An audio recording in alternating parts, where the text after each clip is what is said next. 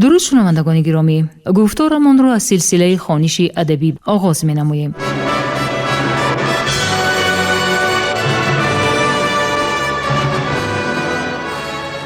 با توجه شما سلسله کتاب کسینوفونت تحت عنوان کروشنامه در ترجمه، تحریر، سرسخن و توضیحات دکتر علم‌های فلسفه پروفسور رمضان نظریف در قرائت کارمند شایسته تاجیکستان علیزاده عبدالرشید خوجمقل تقدیمتان می‌گردد. گفتار 97.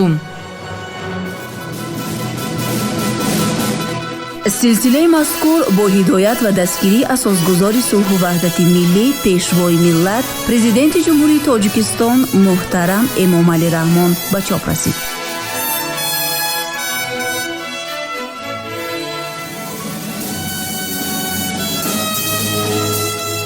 کروشنامه اثری است که تربیه سرلشکر و حاکمی آرمانی مردم فارس را در دوره هخامنشی‌ها تصویر می‌کند. آن همچون رمانی تاریخی، ترجمه حالی و دستورنامه اداره کنی و راهبری تعبیر می شود. در آن در برابر هنرهای جنگی و لشکرکشی و صنعت جنگ و محاربه ها، همچنین دستورهای سیاسی و اخلاقی در آمیزش با قصه های مردمی، ترجمه حالی و تخیلات بدیعی تصویر می یابد که اکثر آنها در دایره طبقه برگزیده افینه صورت گرفته است. همچنین کروشنامه درباره خصلت و سیرت کوروش بزرگ معلومات می‌دهد.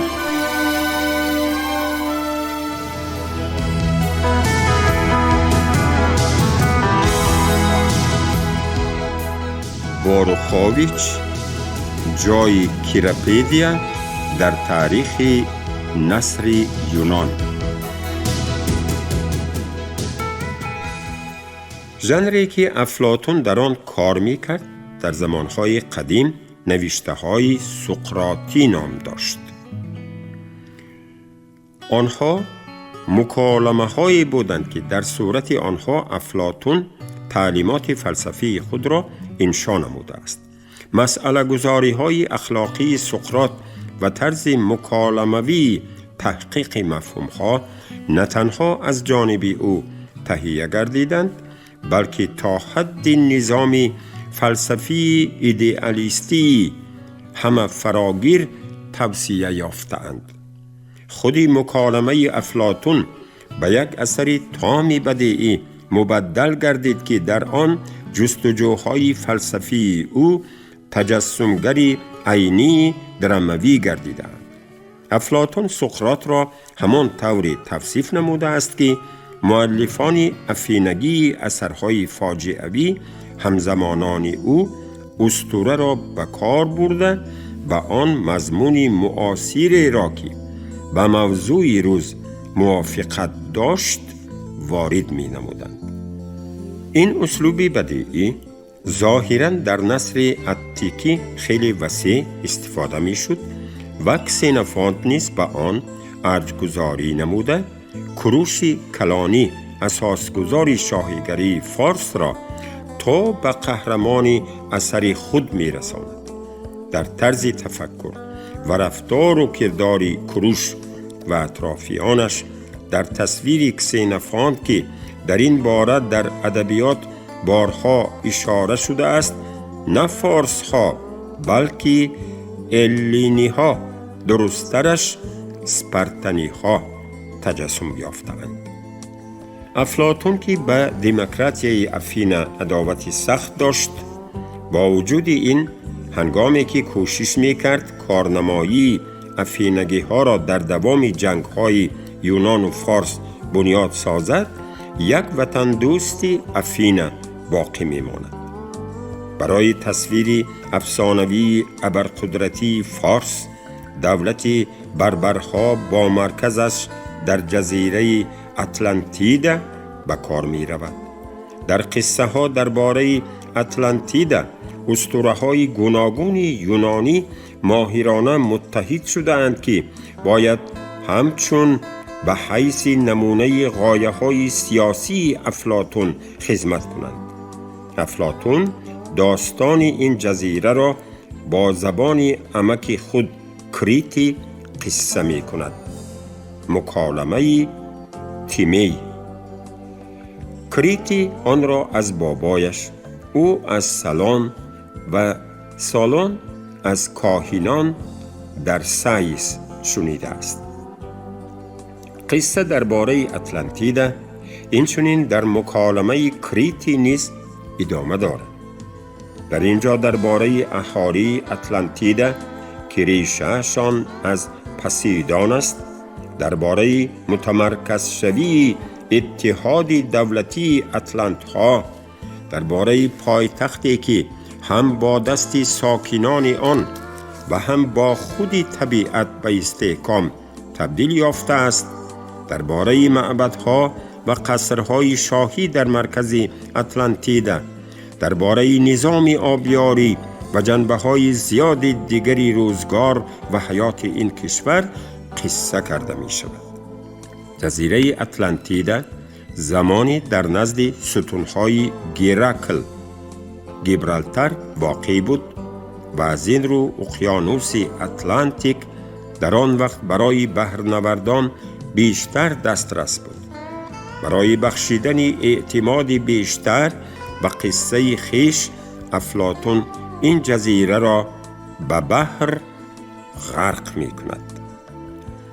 اصولهای معاصر ژئوفیزیکی تحقیقات قعر بحر در این منطقه امکان دادند که با باوری کامل تصدیق گردد که در دوره آخر ژئولوژی در این منطقه یگان تغییرات به عمل نآمده است. از این رو به نظر چنین می رسد که سطح آب آن در منطقه نزدیک به ستونهای گیراکل کمتر است.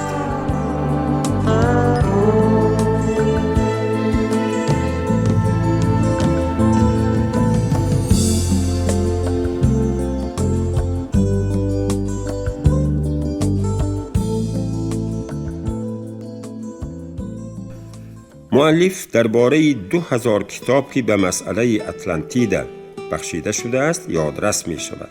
در بین اشخاصی که با کشف اتلانتیدا برای خود شهرت غیر انتظار را کسب کردنی می شدند، نبیره شلیمن پاول شلیمن بود که در روزنامه امریکایی نیویورک امریکن از 12 اکتبر سال 1912 به تمام جهان خبر زیرین را رساند: چطور من اتلانتیدای گم شده منبع تمام تمدن را کشف کردم. همچنین نگر کتاب ژیرف اتلانتیدا از نملی پرابلم اتلانتولوژی با منوگرافیا روی خط ادبیات عبارت از 730 نامگوی ضمیمه شده است. در اینجا اینچنین نشریه های دوری درباره اتلانتولوژیا که در انگلیا، فرانسه، ایتالیا به تب رسیدند اشاره شدند. افلاطون قصه اش را درباره اتلانتیدا در جایی که باید جنگ بین جزیره های قدیمه افینا و اتلانتیدا توصیف یابد قطع می کند. تأثیر فوق‌العاده زنده و عیانی کشور اتلانتها، بدیهیت سوژه، تفصیلات عمیق آن توجه عالمان را خیلی بر وقت به خود کشیده بود. ما می توانیم بگوییم که قصه افلاطون درباره اتلانتیدا یک نوع طرح قدیمترین رمن خیالی در تاریخ اروپا می باشد. این طراحی پروره به انجام نرسید، ولی با وجود این قوه تأثیری بدیعی این سوژه چنان قوی گردیده است که در دوام یک چند عصر محققان و هوسکاران که متاسفانه شمارهشان خیلی زیاد است، از جستجوی اتلانتیدا در مقیاس منطقه وسیع شروع از کریت تا به امریکا و اسکاندیناویا دست نکشیدند. علم حقیقی اتلانتولوژیا به میان آمد که نمونه یک ساحه دانش انسانی بوده، ابیکت آموزش خویش را اسطوره قرار داده است که از جانب یک شخص آفریده شده است. جالب است که چنین اشخاصی با نفوذ علم در زمان قدیم به مانند ارسطو و استرابان، اینچنین محققان سیرشماری معاصر اطلانتیده را بافته خالص فیلسوف می شمارند.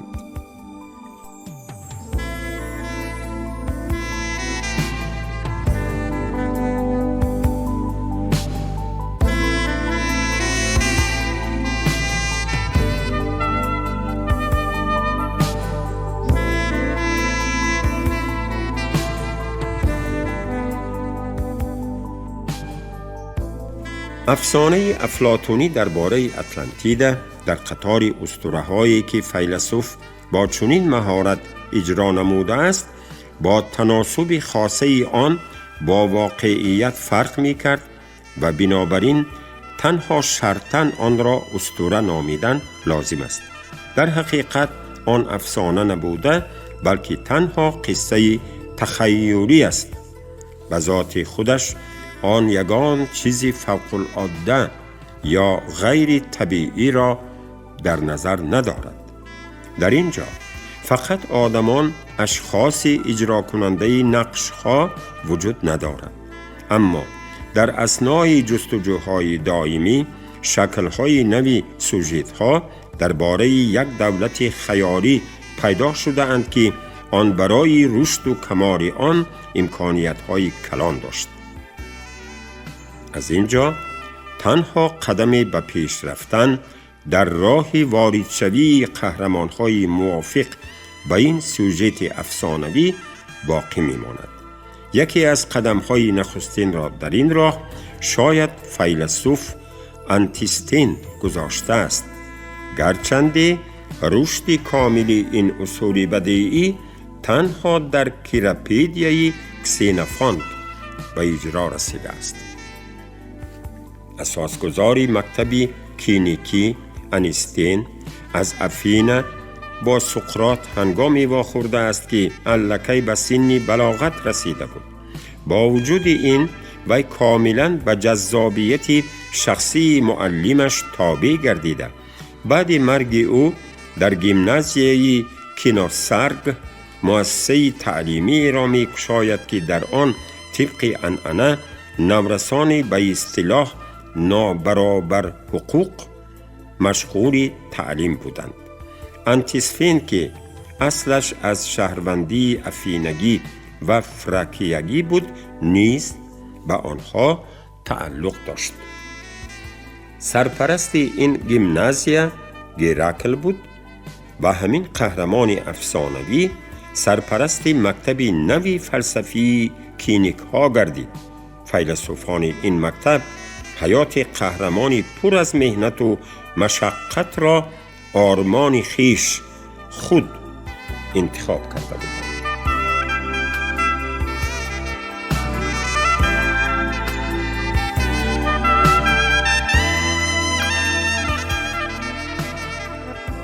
اتیکه انتیسفین ادامه و رشد یک طرفه اتیکه سقراط بود. به عقیده انتیسفین یگانه نعمت فضیلت است که آن در فهمش فیلسوف خصوصیت منفی داشت.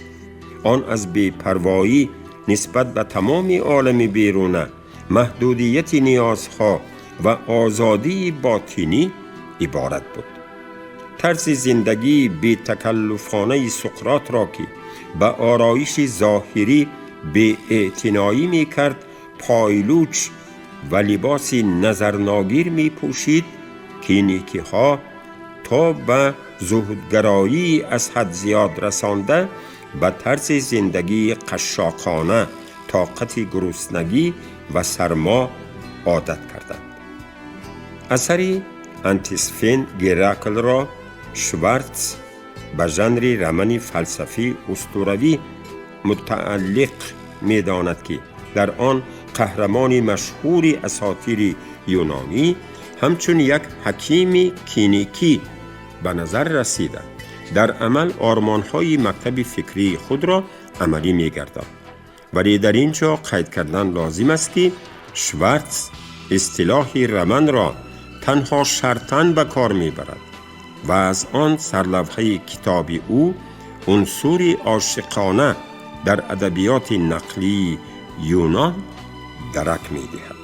فیلسوفان مکتب فیکی کینیکی بربرها را از دسترسی به آرمان‌های فضیلت و حکمت آنها منع نکردند. خود همان انتیسفین مؤلف 2 اثری بود که به شخصیت کوروش بخشیده شده است. احتمالاً در اینجا انتیستین کوروش را با گیرکل مقایسه کرده ابرزی آرمانی حاکمی را به تصویر کشیده است که تمام عمر خود را به خدمت آرمان‌های عالی و سلطنتی که جهان را تحت تصرف خویش درآورده بود تابع کرده است. در ارتباط با این ما نمی توانیم کیراپیدیای کسینوفونت را ذکر نکنیم که شاید در آن به موضوعی که در آن وقت عاموی شده بود ارج گذاشته است.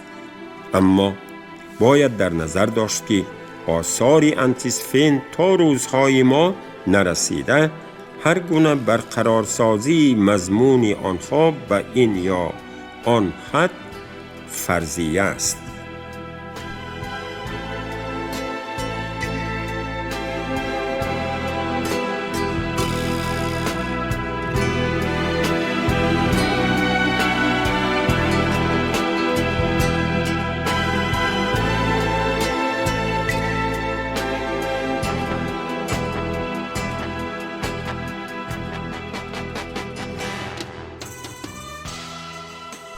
کسینوفونت اثرش تربیه کوروش عادتاً با نام لاتینی شده یونانی کیراپیدیا ذکر می شود را تقریباً در سال 362 پیش از میلاد به تب رساند.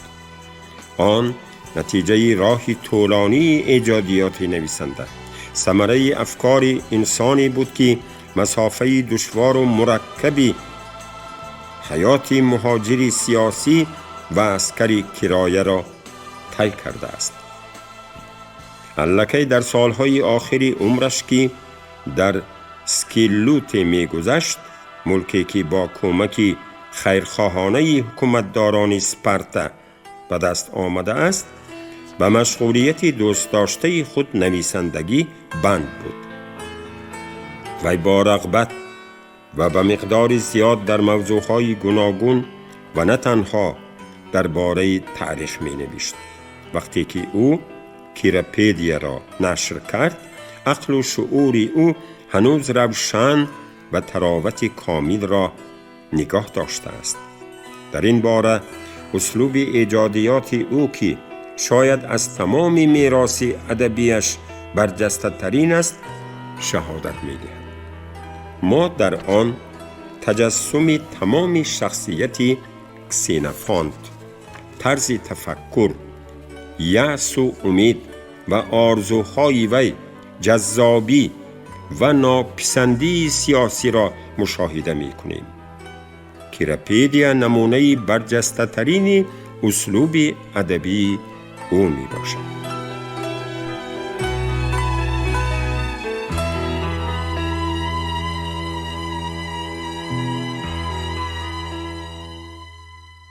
شما گفتار 97 را از سلسله خوانش ادبی از روی اثر کسینوفونت تحت عنوان کروشنامه در ترجمه، تحریر، سرسخن و توضیحات دکتر علم‌های فلسفه پروفسور رمضان نظریف در قرائت علیزاده عبدالرشید خوجمقول شنیدید. کارگردان شیرعلی نغزلی، صدا بردار کریم جان حمیدزاده.